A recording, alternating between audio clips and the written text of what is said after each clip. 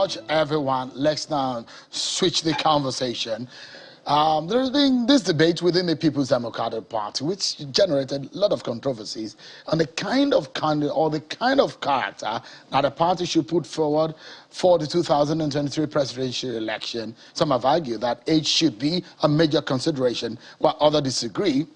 Well, the man who had caused this trouble, it's not the first time he's causing trouble in that regard. I have two gentlemen here. Kasim Afegbua is the person I'm making reference to. He's a member of the PDP, a chieftain of the PDP, and Segun Showumi, also a member of the PDP. Both of them are not on the same page. On a day like this, on this matter, Kasim Afegbua is of the opinion that you don't want old folks as the flag bearer of your party. What exactly do you mean by that? I think you're getting it wrong. I said it would be immoral for the North to claim or to want to represent the PDP as candidate of the party, and at a time when a Northerner will be finishing 8 years. That's one. When I added the issue of age, it was just a teaser, or let me say an enabler to that. I was specific about the aspiration of the man who represented the party in 2019 elections. I said we are tired of seeing old faces. From 1990 up till 2019, Alhaji Atiku Abubakar has been contesting for president. Is there anything wrong in that? No, there's nothing wrong, but for God's sake, the PDP must change its strategy. If they want, in a plural society like Nigeria, what you need is to balance the equation. After 8 years in the North, then you come down south. The two parties must, as a matter of necessity, for political stability, take their candidates from the south. Because if you don't balance these arts with the kind of polarization we see in the country, chances are that there must be some kind of implosion. Let me ask you a direct question. Yes. Do you have anything against Atiku Abubakar? Not at all. This is not a personal fight. For God's sake. No, but you specifically, you mentioned his name specifically. Yes. That means you have something against his candidacy. He shouldn't at this age. It will be 77 in 2023 when the elections will come. If peradventure he wins, he will be finishing his first term at 81. With the kind of experiences we have seen with a Buhari presidency, that is almost like detained in their Aso Villa, not reaching out to Nigerians, the kind of polarization we have in the country, not connecting on no national conversations. I do not want to see old faces again. I want a young, vibrant Nigerian who can connect the dots and go around the country to assuage the feelings of the people. We are going through very terrible times. And because we're in industries, we need to apply, a deliberate and conscious and sustained effort to ensure that we get the right minds to pilot the affairs of this country. But my underpinning is the fact that Southerner must be president in 2023. You put must. Yes. Must is because you don't have the power. The party I don't have the power. But allow Segun to. There are Nigerians who are. But you're a radical, I must say, because you are the one who raised the voice against Uche Secondus and misled your party to that. And we have gotten a very solid leadership. But you are radically also moving against Atiku Abubakar. But let me allow Segun Showumi to react to it. How would you react to what Kasim Afegbua said? Kasim is my friend. I have great sadness that it seems like we have created a culture of not being able to consistently stay with an agenda for a while.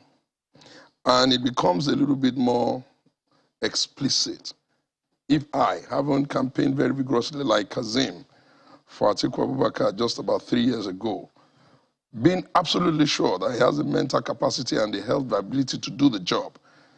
I think that we cannot come now unless there's overwhelming evidence that he has become inflamed, ill, or not so well to say we now are talking about the age question. But that aside, I have looked at this conversation deeply, and I have asked myself often, what does Nigeria need now? I looked at the zoning conversation, and I began to see some hypocrisy that must be discussed. we tend to discuss Nigeria as though there are 3 zones in the south and only 1 northern zone. Those who gave us the 6 zones gave us these zones so that no particular side can claim it's bigger or more important than the other.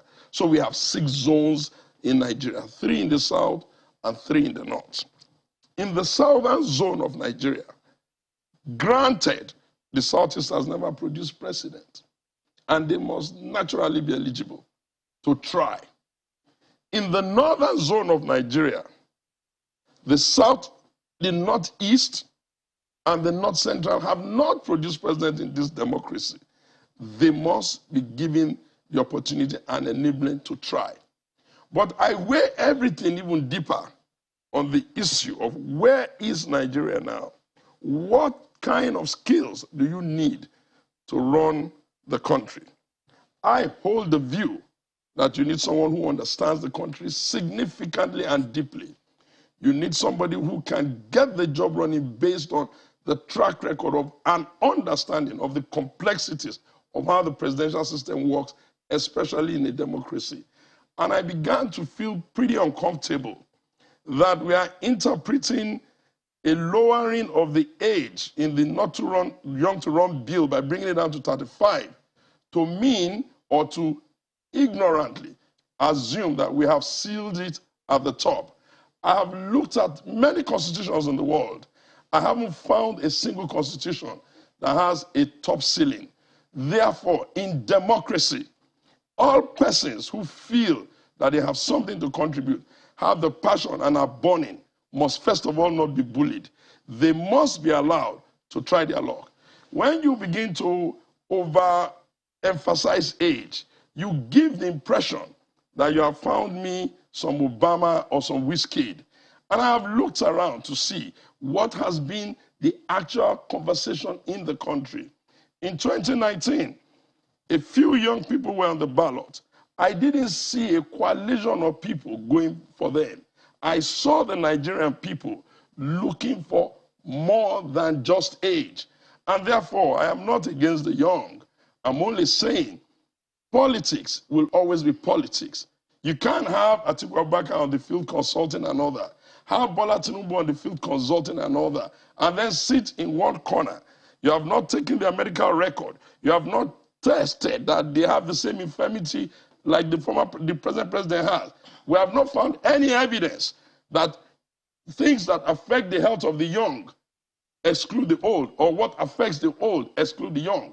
We have seen wet trees die while the dry ones are living for long. And then I ask myself, shall we now become a nation that has become stupidified in the most elementary of conversation as against who can get the job done? And in terms of the Southern argument, I cringe when I hear my Southern brothers talk, because I would have expected that if they were so equitable, they ought to be saying, oh, the only place we want to pick a president from is the Southeast, because you cannot come to the table with an argument that the Southwest has not produced president. Neither can you come to the table with an argument that the Southwest has not. But in their hypocrisy, they pretend as if they cannot really point to the Southeast.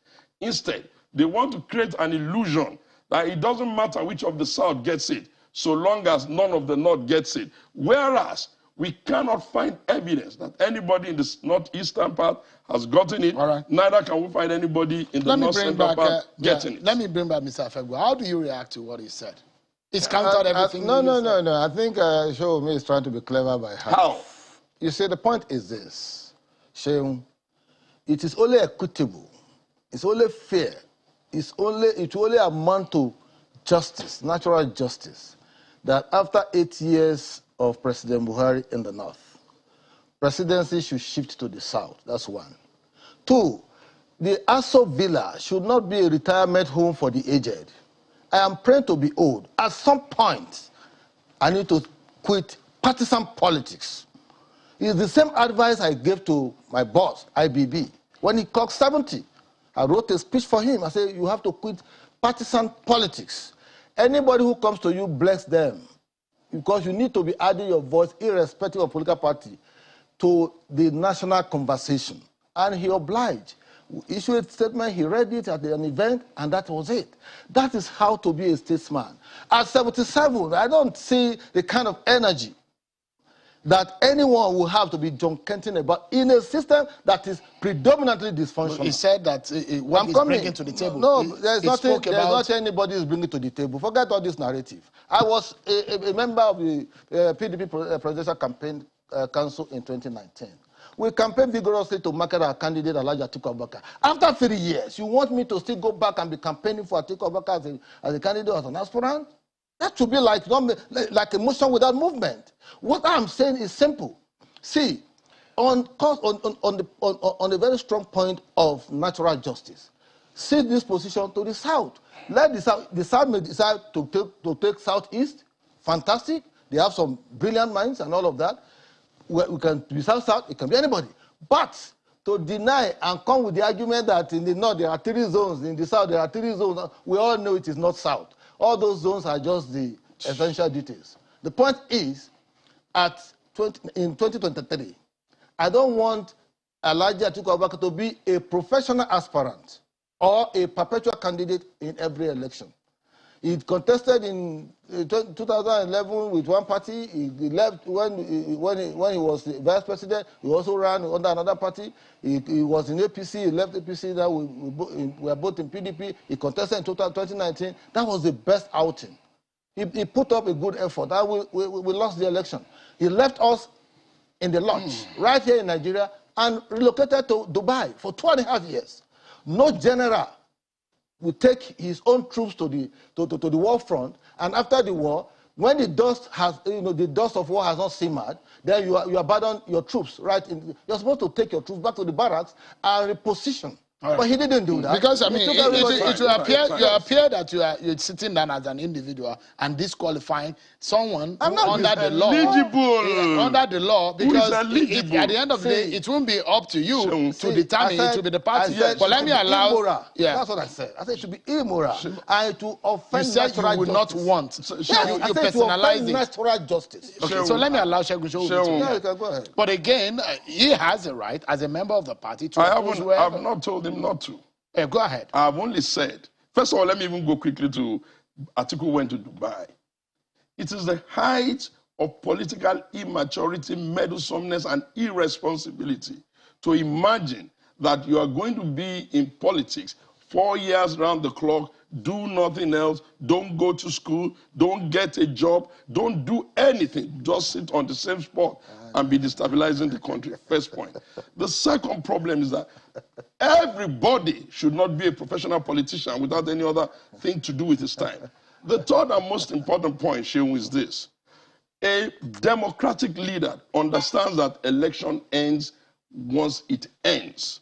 To stay in the country, energize young people to torpedo the country is not the way of someone who loves the country. Why did you go to tribunal? Can you please wait? A general, the tribunal is legal. I didn't interrupt you, Kazim. Go ahead. A general has to understand when the war is won and lost. It is not, I marvel when people quote things they don't even understand the fundamental rudiment of it. A general does not stand in the battlefield when the war is over, screaming, everybody go home. When the election ended, everybody was meant to go back and do something else until it is time for another election. So that explains the reason why your principal went to Dubai for 2.5 years? He went to Dubai, got another degree in new knowledge. He went to Dubai, reviewed what's going on in the world. Let me shock you something. I asked Atiku sometimes today, I said, Your Excellency, this conversation on subsidy, tell me, what do you see today? Because it appears as if it's neither here nor there. You know what he said? Only a brilliant mind can answer that without beating an eyelid. He said, Shegun, the whole business of removing subsidy must be done in stages. In our time, we had done 2 of the stages before my boss took over and we couldn't complete the remaining. We cannot burn money under a conversation that we all know is infested with corruption. Now, the point I'm making to you is this. A leader has to come to the table with ideas. The presidency of Nigeria is not a kindergarten for children to learn. That's number Mr. one. Showumi, just hold on. Number two, one more point. The presidency of Nigeria is not a stone quarry where men are expected to be using their hands to break stones. The responsibility of a leader is to lead, not junket about and play to the gallery. I'd like to ask you quickly. Yes, thank you. Your principal Atiku is in the race. You see?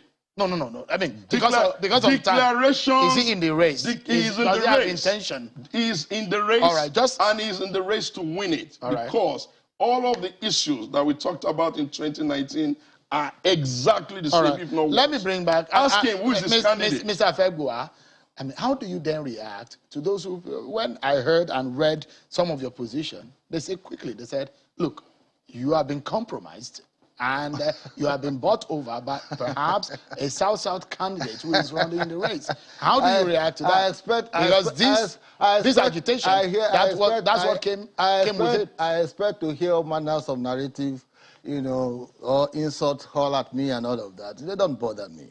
I'm driven by my conviction and my sense of honesty and speaking truth to power. I like to interrogate processes, not just swallow hook, line, and sinker what I hear. Even the response he said that his principal gave on the subsidy is not a response that shows capacity. Really? Let me tell you. Explain. Subsidy, when you say subsidy, as a country, yes, you are saying, he said they have done 2 stages and the other one fested with corruption. The only reason why we are discussing subsidy is because there is no system in place. You have to place a system that will checkmate corrupt practices and sharp practices of the we need to close now, gentlemen, because we are totally out of time. Just a moment. The question I like, who are you supporting in your party? I'm supporting any southern aspirant that to go through the process, because in 2019, all aspirants in PDP were north. So part of the rumor is correct that you are supporting someone from the south? No, south.